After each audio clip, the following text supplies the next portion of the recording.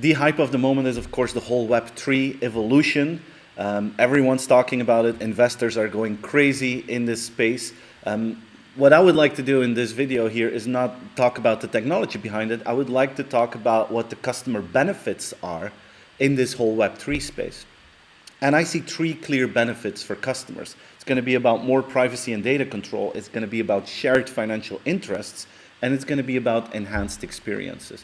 But let's start with the first one. Let's talk about data. Today, truth is that our data is owned by large organizations, but this will change, of course. That perspective will completely be turned upside down. And this is going to be an interesting evolution. Today, if we're honest, when it's about customer data and the value that customers get out of data, most of the time the value that an organization gets from our data is higher than what we get from our data. Facebook has more value from our data than we have from Facebook. What if we arrive in a world where data ownership goes back to the customer, where it belongs, where you have blockchain technology that helps you to identify yourself without sharing all the information that is lying behind that? There are already initiatives taking place there. You have Solid, which is an initiative created by MIT and by the man who created the World Wide Web, where they will create data pots where you can put your data in, and then you can decide, oh, this part of my data, I'm happy to share this with company A, but this is something that they cannot see.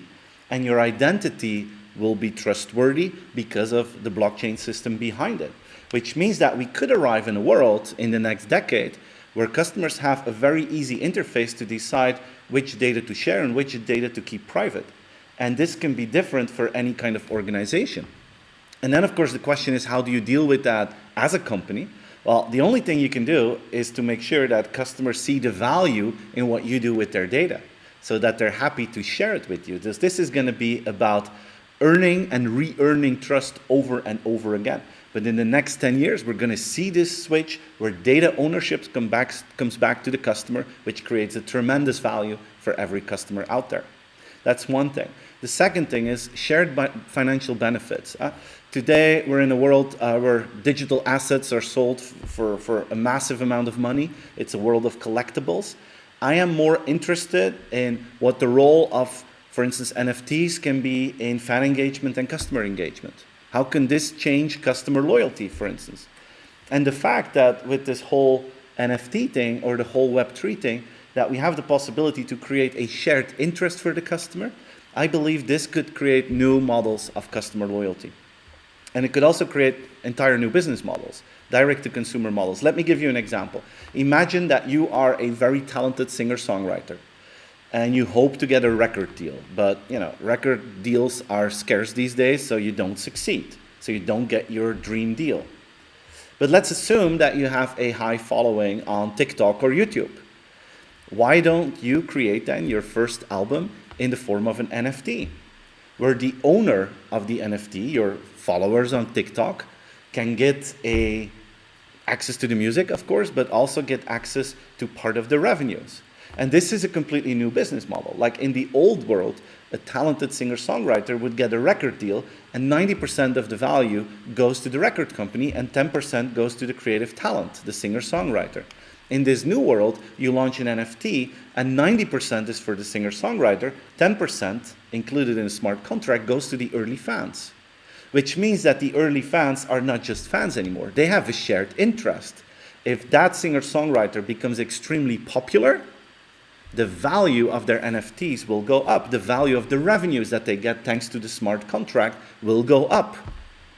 So imagine that you would be one of the first investors in the young Ed Sheeran, and 10% of his overall revenues are spread out between the early fans. I mean, then you're not just a fan. Then you become an active ambassador. You have skin in the game at that moment. And this philosophy can work in a world of scarcity. You cannot offer this to every client. It's a world with smart contracts, where there's a shared financial value, and where you already have a fan community. And if you have those three together, with the possibilities of Web3, you can create new models of customer loyalty that are based on that idea of shared interest. If the company wins, the customer wins. And, of course, vice versa. That's benefit number two. Benefit number 3 is more related to the whole evolution of meta, of course, where we're moving into a new phase of content, where we're moving from text to photo, video. This is where we are, to a more three-dimensional world. And you can already see this in these virtual worlds. Look at the popularity of Roblox.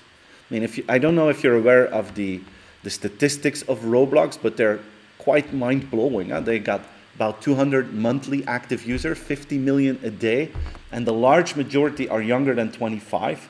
So these kind of platforms are the platforms to reach out to younger audiences, and they spend about 2.6 hours a day on this platform.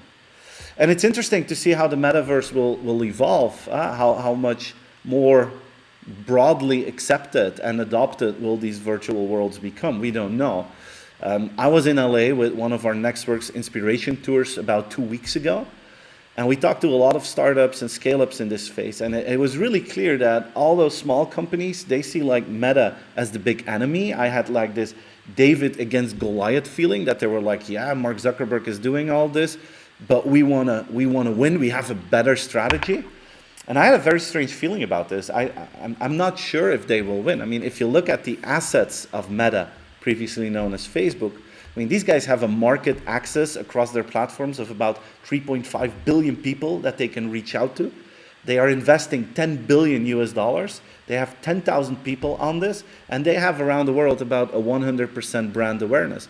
So it's not that easy for smaller organizations to win from this huge party that has so many resources that are crucial to win in this space. And I think one of the big benefits or contributions of Facebook, of course, is that they completely rebranded this whole space of virtual and augmented reality into the metaverse. And this will create an enormous amount of money that will go into it. This will boost these virtual worlds. This will boost the adoption of virtual reality and augmented reality. And at the end of the day, this will be beneficial for the customer because we will have access to more enhanced experiences.